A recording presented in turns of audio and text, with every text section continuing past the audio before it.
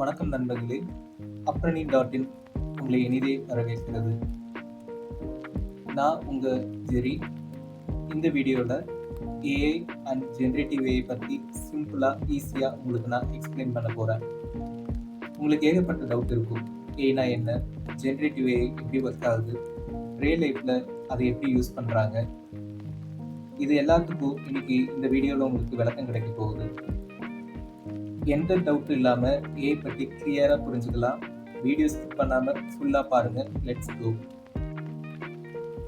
நம்ம daily artificial intelligence இந்த வேர்டை கேட்டுட்டு தான் இருக்கிறோம். ஆர்டிஃபிஷியல் இன்டெலிஜென்ஸ் ஏஐனா என்ன? சிம்பிளாக சொல்லணும்னா இது ஒரு டெக்னாலஜி. மிஷின் ஹியூமன் மாதிரி யோசிக்க ஹெல்ப் பண்ணணும்.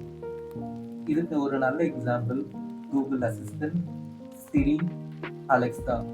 நம்ம கேட்குற கொஸ்டினுக்கு ரிப்ளை கொடுக்குதில்ல, இதுவும் ஏஐ தான். ஏஐ கணக்கு பண்ணி ப்ராப்ளம் சால்வ் பண்ணி நமக்கு ஸ்மார்ட் ரெக்கமெண்டேஷன்ஸ் கொடுப்போம். ஏஐனா நம்ம பிரெயினை காப்பி பண்ண ஒரு மிஷின் பிரெயின். அடுத்து இப்போ நம்ம ஏஐயோட டைப்ஸ் என்னன்னு பார்க்க போகிறோம். ஃபர்ஸ்ட் டைப் நேரோ ஏஐ. இதனால் ஒரு ஸ்பெசிஃபிக் டாஸ்க் மட்டும் பண்ண முடியும். எக்ஸாம்பிள் சொல்லணும்னா நெட்ஃப்ளிக்ஸ் ரெக்கமெண்டேஷன், கூகுள் சர்ச் இதெல்லாம் சொல்லலாம். ரெண்டாவது டைப் ஜென்ரல் ஏஐ. இதனால் ஹியூமன்ஸ் மாதிரி எல்லா விஷயத்தையும் பண்ண முடியும். இது ஃபியூச்சர் டெக்னாலஜி. இன்னும் ஜென்ரல் ஏஐ நமக்கு ரீச் ஆகலை. பட் ஃபியூச்சரில் பவர்ஃபுல் ஏஐ ரோபோட்ஸ் வர நிறைய சான்ஸ் இருக்கு. இப்போ ஏஐ எப்படி ஒர்க் ஆகுதுன்னு நம்ம தெரிஞ்சுக்கலாம். இதுக்கு 3 சிம்பிள் ஸ்டெப்ஸ் இருக்கு. ஒவ்வொன்றா நான் எக்ஸ்பிளைன் பண்றேன்.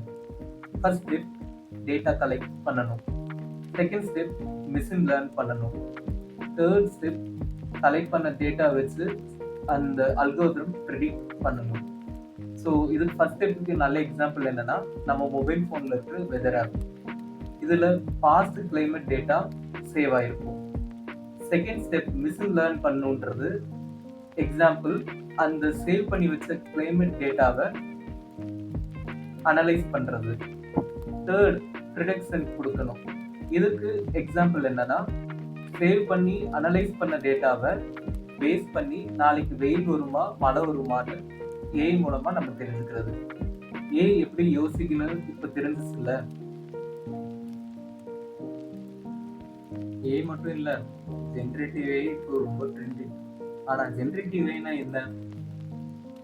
புது கண்டென்ட்டை எவ்ரி டைம் ஜென்ரேட் பண்ணுறத ஜென்ரேட்டிவ் ஏஐ. ஒரு எக்ஸாம்பிள் சொல்லணும்னா நீங்கள் ஒரு கவிதை எழுத சொல்கிறீங்கன்னா அந்த கவிதை நீங்கள் ஒவ்வொரு டைம் கேட்கும்போது ஒவ்வொரு டைம் புது புது கவிதையாக அது எழுதி கொடுக்கும். இந்த ஜென்ரேட்டிவ் ஏஐக்கு எக்ஸாம்பிள் ChatGPT சொல்லலாம், DALL-E சொல்லலாம், அப்புறம் சில ஏஐ மியூசிக் ஜென்ரேட்டர் சொல்லலாம். ChatGPT டெக்ஸ்ட் கிரியேட் பண்ணும், DALL-E வந்து ஏஐ டிராயிங் இல்லை இமேஜ் கிரியேட் பண்ணும், ஏஐ மியூசிக் ஜென்ரேட்டர்ஸ் உங்களுக்கு மியூசிக் ஜென்ரேட் பண்ணும். இது ஏஐயோட நெக்ஸ்ட் பிக் ஸ்டெப். ஃபியூச்சர் ஃபுல்லாக ஏஐ ஜென்ரேட்டட் கண்டென்ட்டை டாமினேட் பண்ண போகுது. நம்ம ஹியூமன்ஸ்க்கு ரெஸ்பான்சிபிலிட்டிஸ் இருக்கிற மாதிரி ஏஐ மாடல்ஸ்க்கும் சில ரெஸ்பான்சிபிலிட்டிஸ் இருக்கு. எப்பெல்லாம் ஒரு ஏஐ மாடல் டெவலப் பண்றாங்களோ அப்பெல்லாம் அந்த ரெஸ்பான்சிபிலிட்டி மீட் ஆகுதான்னு பார்ப்பாங்க.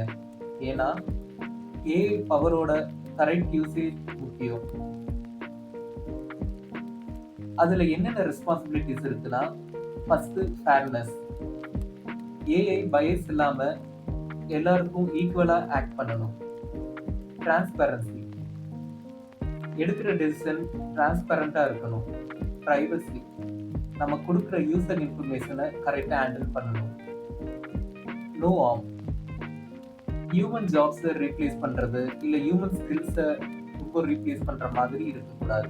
ஹியூமன்ஸ்க்கு சப்போர்ட் பண்ணுற மாதிரி தான் இருக்கணும். அதே மாதிரி இதை கிரியேட் பண்ணும்போது சில நோவும் கன்சிடர் பண்ணுவாங்க. மிஸ்இன்ஃபர்மேஷன் கொடுக்கக்கூடாது.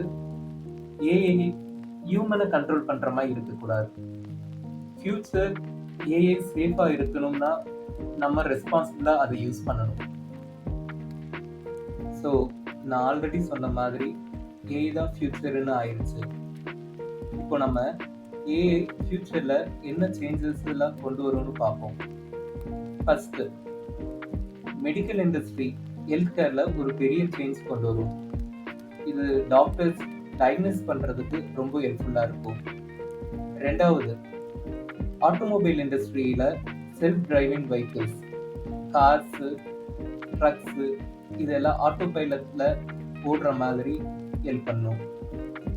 அண்ட் தேர்டு, என்டர்டெயின்மெண்ட் ஏரியாலையும் மிகப்பெரிய சேஞ்ச் கொண்டு வரும். இப்போவே நம்ம சில வெப்சைட்ஸில் போய் ஸ்கிரிப்ட் கொடுத்தா ஆட்டோமேட்டிக்காக அது வீடியோஸ் ஜென்ரேட் பண்ணிடுது. ஸோ ஏஐ ஃபுல் வேர்ல்டையும் ட்ரான்ஸ்ஃபார்ம் பண்ணும். ஃபியூச்சரில் ஏஐ பற்றி நிறைய கற்றுக்க வேண்டியது இருக்கு. ஏஐ டெவலப்மெண்ட்டை ஈஸியாக பண்ணுறதுல அஷூர் ஏஐ ஒரு பெரிய பங்கு வகிக்குது.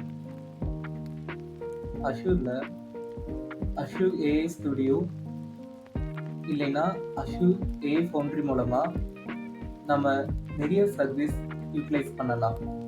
ஸோ அதில் மெயினான விஷயங்கள் என்னென்னு மட்டும் நம்ம இன்னைக்கு பார்க்க போகிறோம். Azure machine learning, Azure open AI service, Azure cognitive service. So Azure machine லேர்னிங்கில் ஒரு ஏஐ மாடலை ட்ரெயின் பண்ணுறது, அதை டிப்ளாய் பண்ணுறது முழுசாக பண்ணலாம். அஷூர் ஓப்பன் ஏஐ சர்வீஸில் text and image generation models அவைலபிளாக இருக்குது.